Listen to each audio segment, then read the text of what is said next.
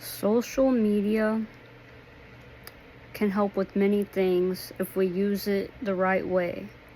Social media is a tool that, when used properly, you will be okay. Mentally, physically, all those things. But it's about that balance, finding the balance. And we all know how hard that can be. We all know how the addiction with phones and algorithms can keep you locked in, no matter how hard you fight it sometimes. It can be, it's almost like a double-edged sword in a sense. It's got good and bad with it. But it seems to be the addiction part of it, the algorithm part, that keeps people just stuck and staying there. It's outweighing, the benefits of it.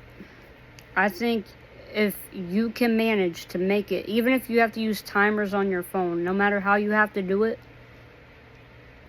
there's many benefits you can get from, whether it be social media, AI tools used in the right way, which in the long run, I think it's going to be used in a lot of bad ways against us, not for us type situations. But just because people might choose to do certain things with the tools given to all of us doesn't make that thing bad.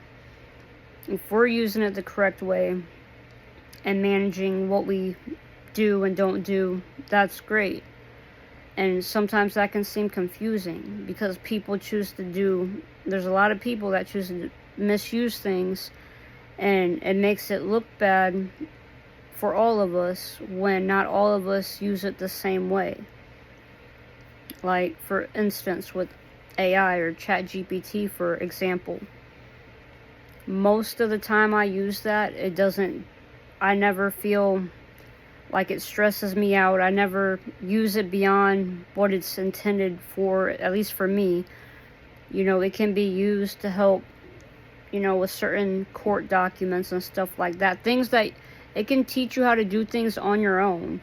And then you can do your own fact checking, use your resources and things like that.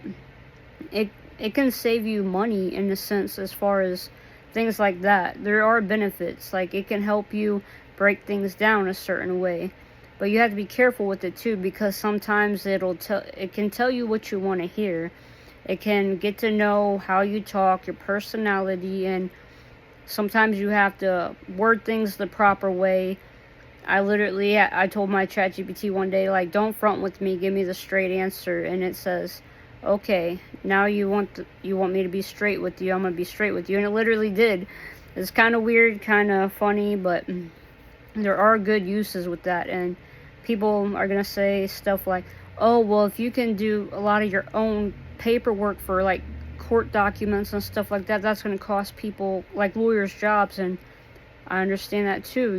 There's good with bad in everything. There's always something's gonna cost, no matter how we look at things. You can always find the bad and stuff if you're looking for it, and you can find the good too.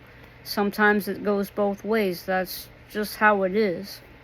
But for things that I've had to use it for example, like, I use it the way it needs to be used, and it's helped better, like, things, like stuff that I've went through or had to deal with that no one else had the time.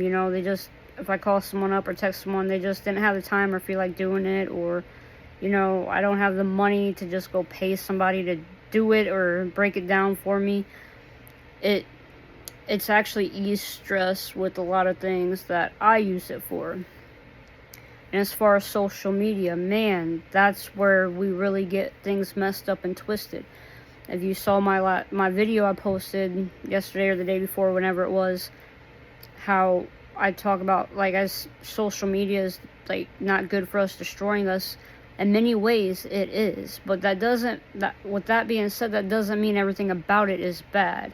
I don't want no one to think that that's my intent on it, to just tell you it's bad. It can be used for so much, like a podcast, for example. I believe if you find the right podcast to either watch or just listen to, whether it be through YouTube, like the podcast, listening on the podcast thing, whatever the app, whatever it is. There's different ways you can even listen to some podcasts. I think parts of it, anyways, on IG. But if you're following like the right people, the right podcasts, a lot of that you can learn from, whether it's about yourself, if it's similar interests, things that you're wanting to know about, or there's some like other things you can learn, but you just don't have the money. But people are, talking about this stuff on podcasts now, breaking things down, sending you in the right directions that can lead you to another right direction, to just exploring on the things you want to learn about, the things that interest you, the things that might be good for your mental health and clarity, help you process things in different ways, see things in a different light, and things like that, I believe, can help us grow in many ways. I think podcasts in general, following the right ones, not just ones that people are just bull crapping on, but that could be fun if you're just looking for something fun to listen to or watch. But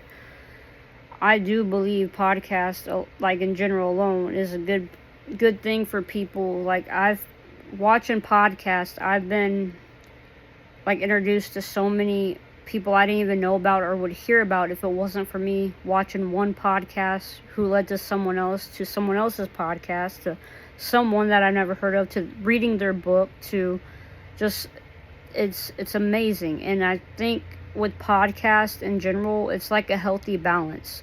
If you're not just watching random clips, doom scrolling videos and reels, it's not like that. I think when you're watching anything, you need to look for something that has like full clips, like 20, 30 minute, even an hour video of whatever it is you're looking for interest wise, and kind of leave it at that, because you can, when it's over, you can kind of be done, cut it off, and like be ready for their next like episode or whatever you want to call it. And I don't think that doesn't stress your brain out unless you're just doing it all day. I don't think it stresses your brain out. It doesn't affect the dopamine in the sense that reels and doom scrolling all day is, like overload of all kinds of information, a lot of it bad, a lot of it stuff you don't even want to know, need to know, just crap that's just too much for us, that we do not need. Balance is really the key, and feeding yourself and your soul what's good, not what's bad. You can be following someone right now. I follow someone right now on IG, for example. I think they're cool. I agree with many of the things they talk about, and I think they're right about a lot of stuff too. I don't always know everything that they're talking about. I might not always see things in the same way, but overall I think they're a good person. But what they talk about, what they stand for, I guess, in a sense, I don't know. They're not like political or anything like that, but they talk, like, that's the main thing they talk about, like what they talk about and what they're dedicated to what they are dedicated to talking about, and trying to, bring things to light for others. It's so, if I watch that person all day, or all their videos, or too many videos at once, that's not good for me. It doesn't mean I don't like that person or what they're talking about or what they stand for or anything like that, but too much of the same thing, especially if it's something that's going on in the world that might be negative or whatever the case may be, even though it's real. And I think we all need to acknowledge the things that's going on and that's real. It doesn't mean focus on that nonstop or all day, or watch things about it, for hours or every single day, because it will affect your mental health. It will affect the way you think. It'll kind of put you in like a sense of depression, even though you weren't depressed to begin with, because you're just seeing like bad news all the time, even if it's real. I'm not saying disregard that it's real, but you can't be stuck in that all the time. You gotta find that balance in everything, whether it's online, present, what you're doing in life, what you're doing online, everything. Balance is key, and that's not easy with phones nowadays and social media and just everything it seems to be on a phone now, and It makes it hard to break certain cycles and certain... You could tell somebody right now, yo, I'm addicted to my phone and so are you. And before they even think about it, even if they might be your best friend, you know, they'll either just have that, you know, whatever, cool type vibe, or if they're quick to react or defend themselves,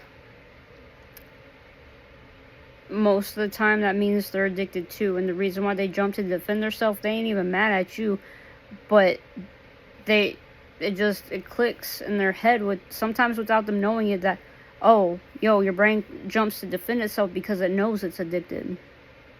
Try putting your phone down for 30 minutes or an hour.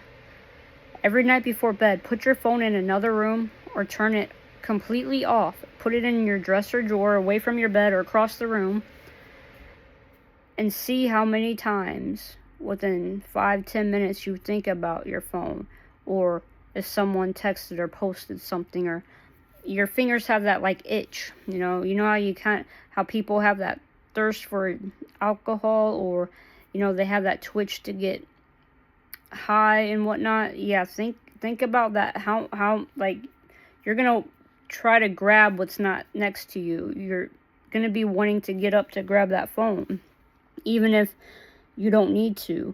And it's deeper than we think it is. And I encourage you guys, I said this in my other video, I encourage you guys to do that every night. Put your phone away, like an hour before bed. Don't even get on it, and at least an hour before bed, an hour in the morning, other than to like check the time, turn off an alarm, which is very hard to do. I think it's harder for me in the morning than it is before bed sometimes. And I just don't want nobody to think my last video was totally dissing social media and stuff, because it is not.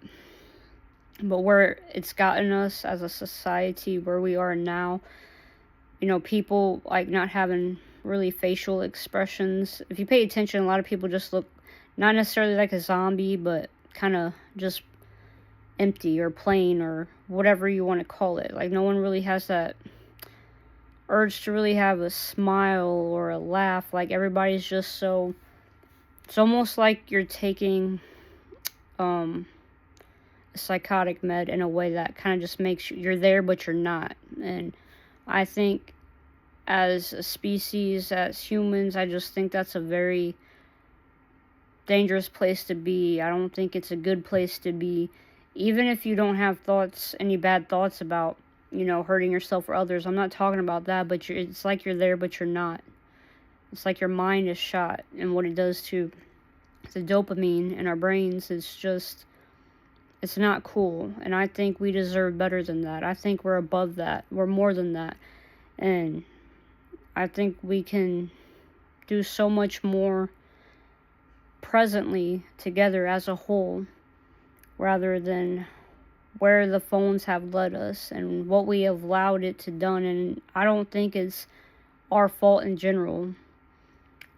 You know, it's pretty much set up to do what it's doing, if you know what I'm saying. And that's just my opinion. It's not a fact. I think it's a fact, but it's just my opinion. I don't know everything, but I think we're better than just sitting on our phones scrolling all day.